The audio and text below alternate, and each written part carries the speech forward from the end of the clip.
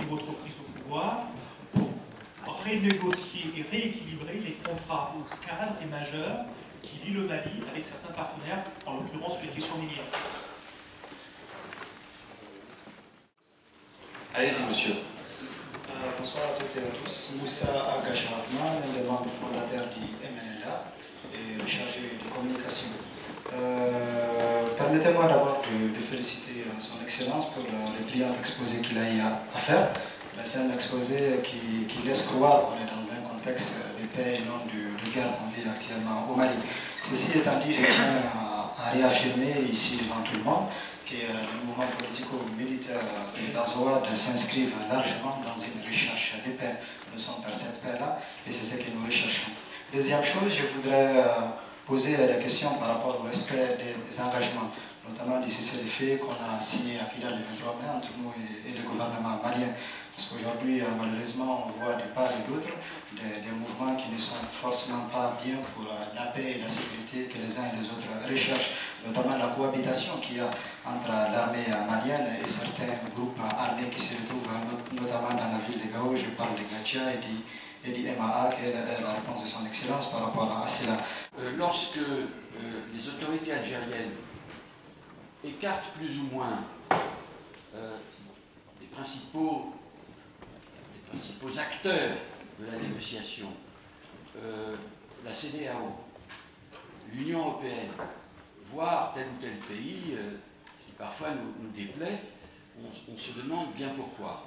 Et j'aimerais savoir si vous veillez à ce que les instances que j'ai citées puissent être jusqu'au bout associées aux négociations. Honorable de la Bretagne. En fait, ma question elle est simple. En 2012, aussi bien au Mali, les Maliens, aussi bien la communauté internationale, personne ne faisait la différence entre Ansarguine, Moudjao, MNLA, etc., etc. La déclaration de François Hollande pour motiver l'intervention des Servas au Mali a été d'aider le Mali à recouvrer l'intégrité de son territoire. Et qu'est-ce qui explique aujourd'hui pourquoi la France est-elle arrêtée au port de Kidal en cantonnant et en empêchant l'armée malienne d'exercer l'autorité de l'État? Merci, Excellence, pour l'exposé que vous avez fait avec une vision stratégique intéressante à travers 6 axes. Je voudrais poser une question qui dérange. Elle est la suivante. Selon l'information diffusée par la Radio Mondiale il y a maintenant 8 jours, il y aurait eu à Kidal une réunion entre Français, militaires français, militaires de la MINUSMA et militaires du Mouvement national de libération de l'Azawad, qui auraient décidé d'aller à la chasse contre les groupes armés narco-djihadistes. Qu'en est-il exactement? C'est des informations ou bien c'est la vérité? Et si c'est la vérité, à quelle situation? Je m'adresse là aux 2 députés qui incarnent la politique française. Que pensez-vous de cette initiative? Merci. Une dernière question. Vous avez parlé de combattants multi-étiquettes qui revêtent épisodiquement ou l'étiquette du MNLA ou d'autres groupes armés pour commettre des attentats et causer des dommages. Ce qui nous oblige à nous interroger peut-être sur la sincérité des groupes avec lesquels vous négociez. Que savez-vous de leurs liens, ou non, d'ailleurs, avec les groupes djihadistes? Quelle réalité, quelle étendue? La question importante parce que dans le cadre du processus de paix, si jamais les négociations aboutissent ou à l'autonomie ou au fédéralisme, peu importe le contenant, comme vous le disiez tout à l'heure, ne courrait-on pas un risque plus grand en termes de sécurité nationale, continentale et internationale? Pouvez-vous nous rassurer sur ce point? Merci. Bien. Par rapport à la première question sur les contrats miniers, aujourd'hui, de tête, je pense que le gouvernement a annulé environ 130 contrats miniers. Simplement parce que ces contrats n'ont pas été respectés dans certaines de leurs clauses. Les contrats qui sont mis en œuvre en termes de soit d'exploration, soit d'exploitation font l'objet de suivi. Et tous les cas d'observation, d'inobservation partielle ou totale sont rappelés. Et ces rappels peuvent aller jusqu'à l'annulation. C'est simplement des règles qu'on observe. C'est vrai que par le passé, ces règles n'ont pas été quelquefois observées et que le ministre des Mines actuellement fait l'objet de beaucoup d'attaques qui sont liées justement à cette fête-là. Nous maintenons le cap. Il s'agit simplement de veiller au respect des règles. Et que le Mali a un code minier. Les contrats d'exploration, d'exploitation sont donnés dans des conditions déterminées avec des cahiers de charges. Quand on ne les respecte pas, on en tire simplement les conclusions. Donc ça, c'est un peu notre orientation. Cela ne veut pas dire que nous sommes contre l'initiative privée, nous sommes contre les investisseurs privés, comme beaucoup de personnes ont pu l'interpréter, mais ça veut dire qu'il y a des règles qu'il faut que tout le monde respecte. Et que l'investisseur soit un Malien ou un étranger, c'est la même chose. Vous avez bénéficié de contrats dans certains cadres, vous respectez vos engagements. Si vous ne les respectez pas, on en tire les conclusions. C'est l'Algérie qui écarterait certains médiateurs. Il faut savoir que ce processus-là est un processus où les médiateurs sont plus nombreux que les protagonistes. On a même parlé de la guerre des médiateurs. C'est comme ça, les médiateurs sont plus nombreux. Mais il a fallu quand même faire la synthèse entre toutes les initiatives. C'est pourquoi nous avons autant de médiateurs. D'ailleurs, dans les salles à Alger, vous verrez que le banc des médiateurs est toujours plus fourni que le banc des protagonistes. Mais c'est comme ça. Nous veillons à ce que, en tout cas, nous travaillons à cela, à ce que le collège fonctionne comme un collège. Mais ce qui est quand même sûr, et il faut le reconnaître, c'est que l'Algérie est quand même prédominante dans la question de la crise au nord. C'est pourquoi tous les accords ont été signés en Algérie. Et c'est pourquoi encore aujourd'hui on est en Algérie. Parce que de par l'histoire et la géographie, l'Algérie est centrale. D'abord, c'est le seul pays qui peut amener tous les protagonistes à se réunir au même endroit, au même moment. Il n'y a aucun autre pays qui est capable de le faire. Premier élément. Deuxième élément, si vous regardez les groupes armés, je pense que les responsables des MNLA sont là, ils peuvent l'attester, c'est que la plupart des leaders des groupes armés ont la double nationalité algérienne. C'est un. De deux, si vous regardez la géographie, quand même, vous vous rendrez compte que les approvisionnements de Kidal, c'est l'Algérie. Approvisionnement en carburant, approvisionnement en matériel, approvisionnement en armes et autres, ça passe par l'Algérie. C'est pas forcément rassurant.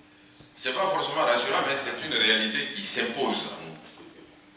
Et il faut faire avec cette réalité-là. Donc je pense que l'Algérie est centrale, il faut consacrer cela et aller de l'avant. Mais la balle est dans le cas des Maliens. C'est les Maliens qui doivent être, je pense, groupes armés, gouvernements suffisamment intelligents pour savoir où se trouve l'intérêt de leur pays et travailler à ça. Mais si les Maliens sont divisés, quand certains sont à gauche, d'autres sont à droite, d'autres sont en train de regarder en haut, c'est pas facile. Vous savez, si vous regardez la configuration des groupes armés, bon, chaque groupe armé a sa dissidence. Et souvent les dissidences rejoignent la maison mère le matin pour les quitter l'après-midi. On a eu des scènes de ce type en Algérie. Vous avez des personnes qui viennent à la télé algérienne pour dire, bon, moi, dorénavant, je suis avec celui-là. Et le soir, il fait un communiqué pour dire le contraire. Donc, c'est nous qui devons être conséquents. Et quand je dis nous, je ne distingue pas le gouvernement. Nous, Maliens. C'est nous, Maliens, qui devons nous inscrire dans le cadre de l'unité nationale, dans le cadre de la consolidation de notre nation, et donc de savoir notre intérêt. Mais il y a un adage bambara qui dit que quand le mur est fendu, c'est là où le margouillat peut passer dedans. Si le mur est solide et n'est pas fendu, il n'y a pas de place pour le margouillat.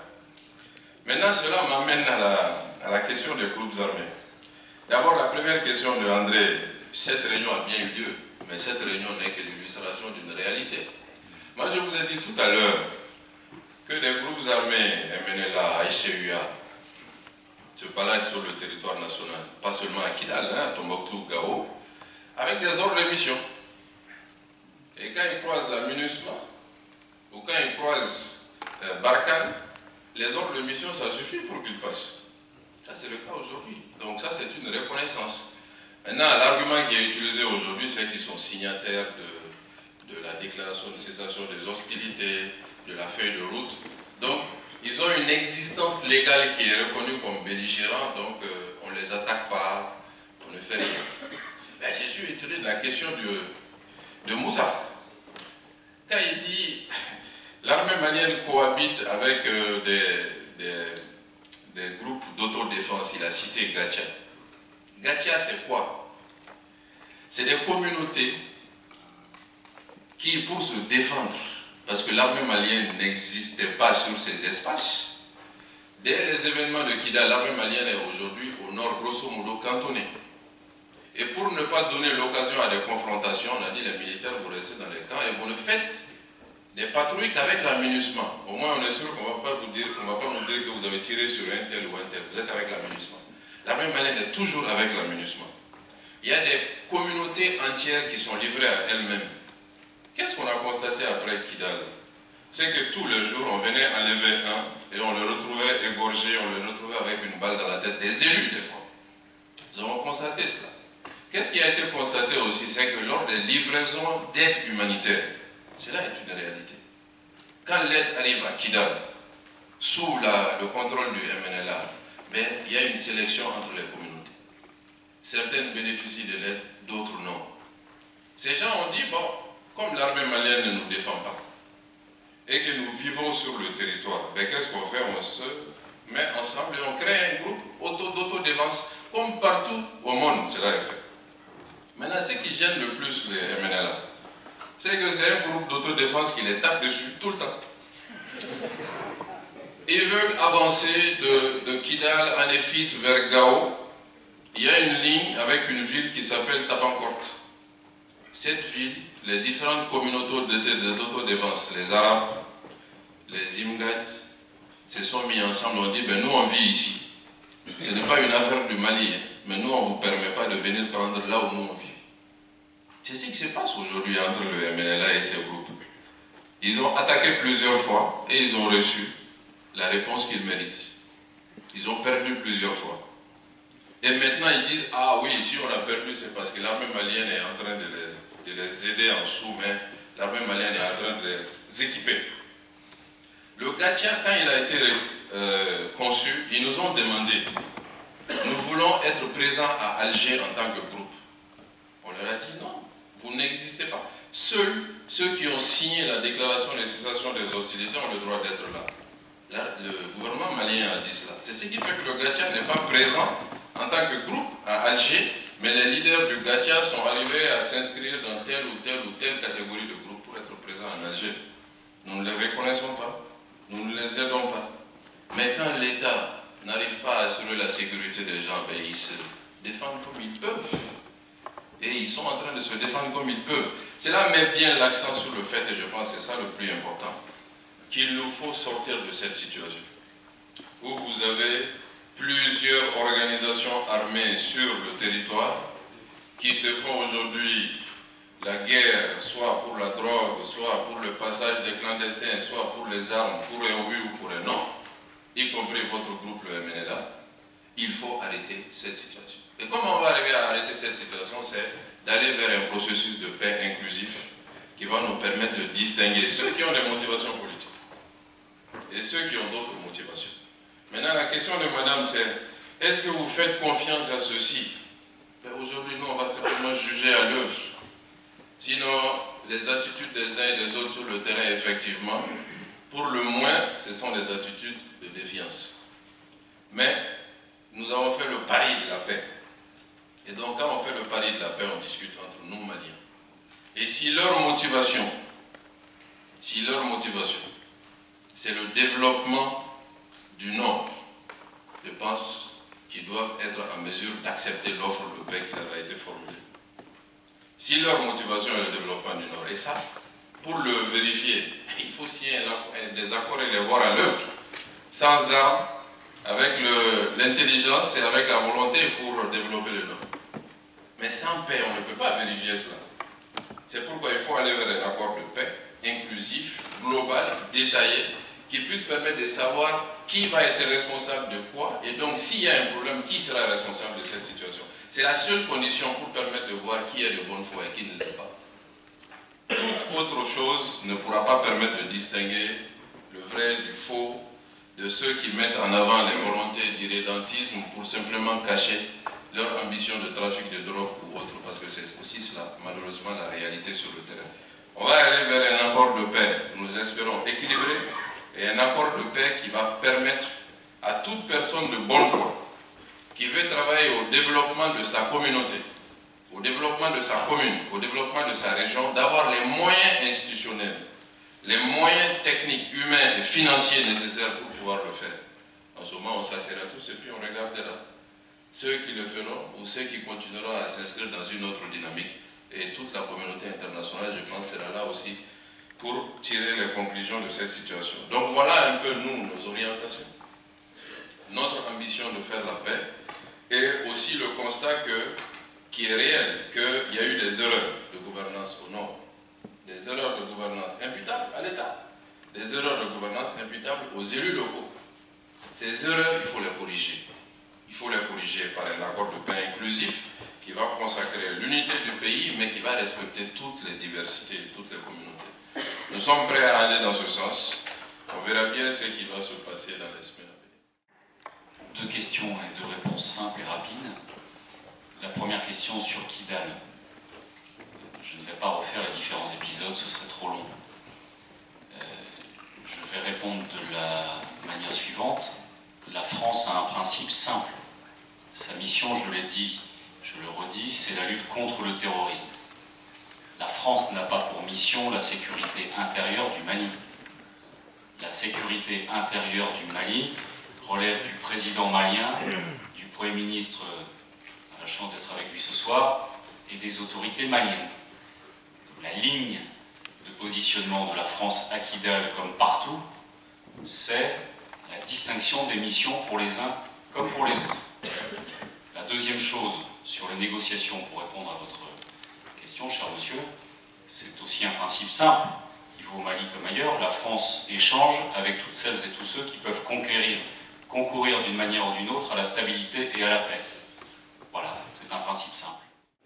On reconstruit un pays aussi en se réappropriant ce principe, cette vérité biblique, que la réconciliation part par des gens qui ont envie de se réconcilier, qui ont envie de faire la paix. Et je crois que c'est important d'évoquer le fait que sont venus de leur plein gré à Alger un certain nombre, non pas seulement de médiateurs, mais des personnes qui veulent faire cette paix.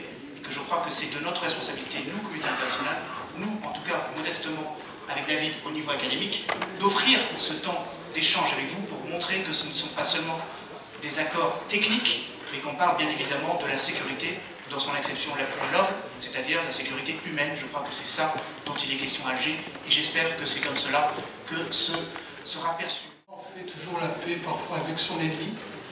La paix, on ne la fait pas avec son ami. C'est parfois difficile, mais l'essentiel, c'est de traiter le passé, d'organiser le présent, et vous nous avez montré que vous en avez la vision, et de préparer l'avenir. Pour le reste, il y a des questions qui sont des questions globales, qui ne peuvent trouver que des réponses globales. Comme je le disais, votre sécurité... Comme je le disais, votre sécurité, c'est aussi notre sécurité. Être au Mali, c'est être aussi là-bas pour nous. Je voudrais aussi remercier tous les gens qui nous ont permis de monter ce processus et qui ont été à côté de nous dès que le Mali a eu des problèmes. Je pense aux Maliens qui sont ici, parce que la paix, c'est aussi cela, c'est donner la parole aux gens qui sont confrontés au conflit. Mais la paix viendra, ne vous inquiétez pas.